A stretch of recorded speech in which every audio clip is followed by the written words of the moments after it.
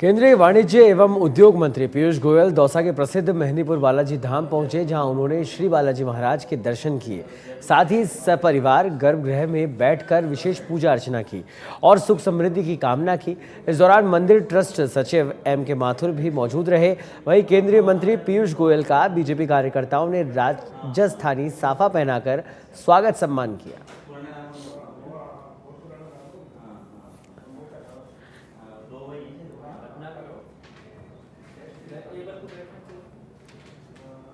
One एवं पर्यावरण मंत्री संजय शर्मा ने अलवर आवास पर जनसुनवाई कर परिवेदनाओं के निस्तारण के लिए अधिकारियों को दिशा निर्देश दिए। गौरतलब है कि वन एवं पर्यावरण मंत्री संजय शर्मा अलवर दौरे पर हैं। अलवर में पानी, बिजली, सड़कों की बदहाली और गंदगी को लेकर जनता बेहाल है। इसके लिए आज अलवर के पीड़ित लोग मंत्री से मिलकर अपनी समस्याओं से अवगत कराया, जिन्हें मंत्री संजय शर्मा ने संबंधित अधिकारियों को फोन कर तुरंत निराकरण के आदेश दिए।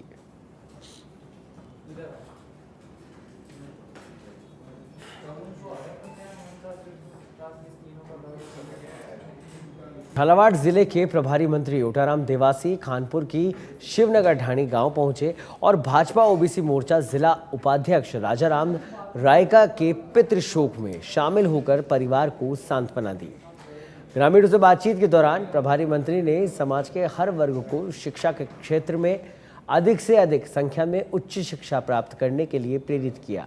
तो वहीं पशुपालन पर जोर देने के साथ ही धनवाड़ा स्थित आवासीय विद्यालय में अधिक से अधिक प्रवेश दिलाने की बात कही है। इसके बाद प्रभारी मंत्री ने कल्लाजी महाराज मंदिर में भी दर्शन किए। इस दौरान पूर्व संसदीय सचिव नरेंद्र नागर, SDM रजत कुमार विजयवर्गीय, SHO विजेंद्र सिंह समेत कई लोग मौजूद रहे।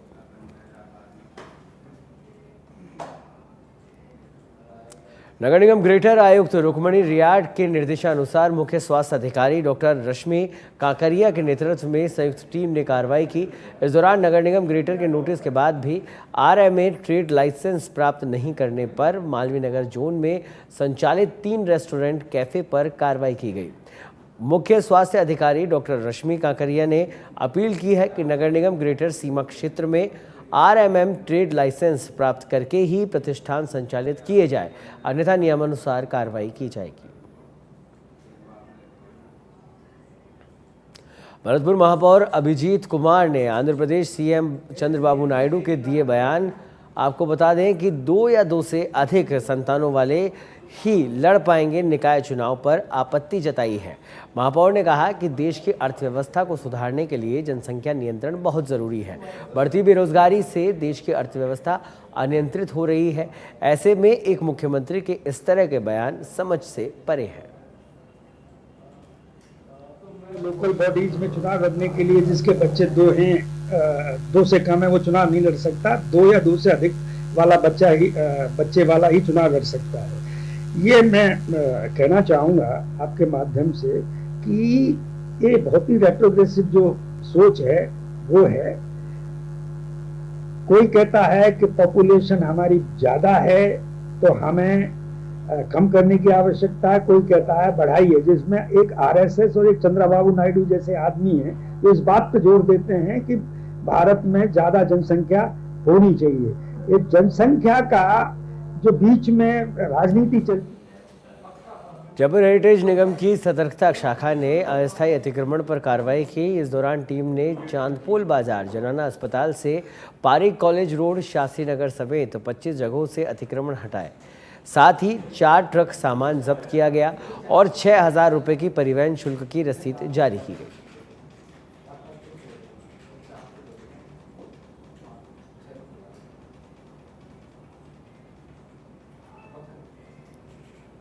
जोधपुर में बिनावास टोल पर एक कार ने 2 युवकों को टक्कर मार दी। इस हादसे में एक युवक गंभीर रूप से घायल हो गया, जिसे जोधपुर के अस्पताल में भर्ती कराया गया। हादसे का CCTV वीडियो भी सामने आया है। फिलहाल पुलिस ने मामला दर्ज कर कार मालिक की तलाश शुरू कर दी है।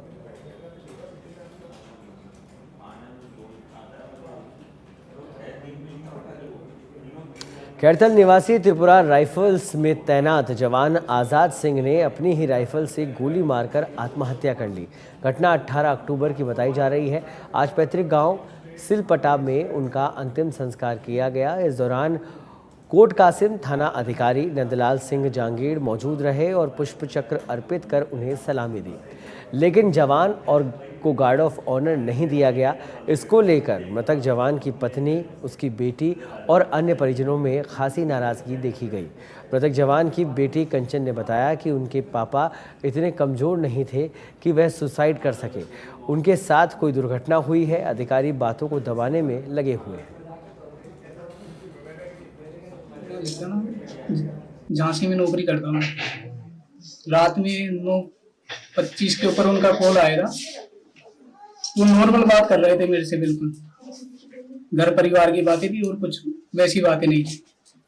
तो मेरी ड्यूटी लगी हुई थी ट्रेन वंदे भारत ट्रेन में, तो मैं ज्यादा बात नहीं कर पाया उनको।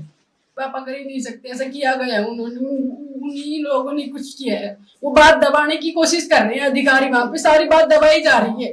3 दिन में लाया गया, 3 दिन में कैसे लाया गया उसको यहाँ पे? बोलो देना, 3 दिन में सरकार क्या कर रही है? सरकार यही काम करती है क्या? 3 दिन में डेड बॉडी लेके आए, कुछ नहीं लगती क्या हमारे को? वो इतनी दूर हमारे लिए कमाते थे, नौकरी करते थे, उनके साथ ऑन ड्यूटी हुआ है। ऑन ड्यूटी सरकार की जिम्मेदारी होती है। ऑन ड्यूटी अगर कुछ हो रहा है ना तो सरकार की जिम्मेदारी होती है। घर होते छुट्टी आए होते तो हम भी कुछ बोलते कि भाई हमारे साथ झगड़ा हुआ, कोई झगड़ा नहीं हुआ और वहीं पे कुछ हुआ है। उन अधिकारियों ने किया हो या फिर वहां पे साथ के लोगों ने कुछ किया हो। चाकसू इलाके में परिवहन निरीक्षक समेत अन्य लोगों पर ट्रैक्टर चालक से मारपीट और रुपए छीनने का आरोप लगा है। आपको बता दें कि पीड़ित ने परिवहन निरीक्षक समेत अन्य के खिलाफ पुलिस थाने में मामला दर्ज कराया है। पीड़ित ने बताया कि वह ओसवाल गैस एजेंसी में ट्रैक्टर से गैस सिलेंडर वितरण का कार्य करता है और वह ट्रैक्टर लेकर बीलवा जा रहा था, जिसके बाद रास्ते में टोल प्लाजा के पास बोलेरो में सवार होकर आए परिवहन निरीक्षक ने उसे रुकवा लिया और ट्रैक्टर के कागजात दिखाने को कहा। इस पर उसने कागजात दिखा दिए। इसके बाद भी परिवहन निरीक्षक समेत अन्य ने उसके साथ मारपीट की और 5500 रुपये छीन लिए। फिलहाल शिवदासपुरा पुलिस ने मामला दर्ज कर जांच शुरू कर दी है।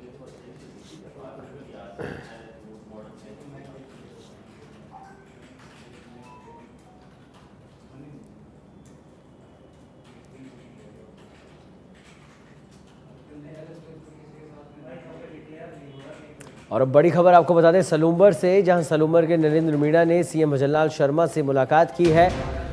सीएम भजनलाल शर्मा से मिलते ही नरेंद्र मीणा की नाराजगी दूर हुई। मैं पार्टी के प्रति समर्पित हूं और जी तोड़ मेहनत करूंगा, ये बात कही नरेंद्र मीणा ने। सीएम से मुलाकात के बाद मेहनत के साथ बीजेपी के प्रत्याशी को सलूम्बर में जिताएंगे। तो टिकट वितरण के बाद नाराजगी की खबरें नरेंद्र मीणा के सामने आ रही थी, लेकिन आज सीएम से मुलाकात के बाद नरेंद्र मीणा की नाराजगी दूर हुई है और उन्होंने कहा है कि मेहनत के साथ बीजेपी के प्रत्याशी को सलूम्बर में जिताएंगे।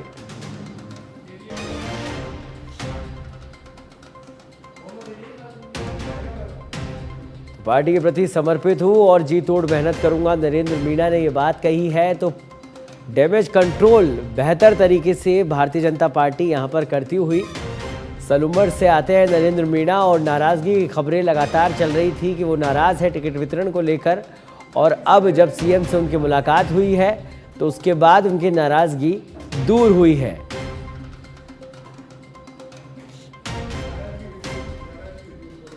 तो मैं पार्टी के प्रति समर्पित हूं और जी तोड़ मेहनत करूंगा, ये बात कही नरेंद्र मीणा ने। तो मेहनत के साथ बीजेपी के प्रत्याशी को सलूम्बर में जिताएंगे, नरेंद्र मीणा ने कहा।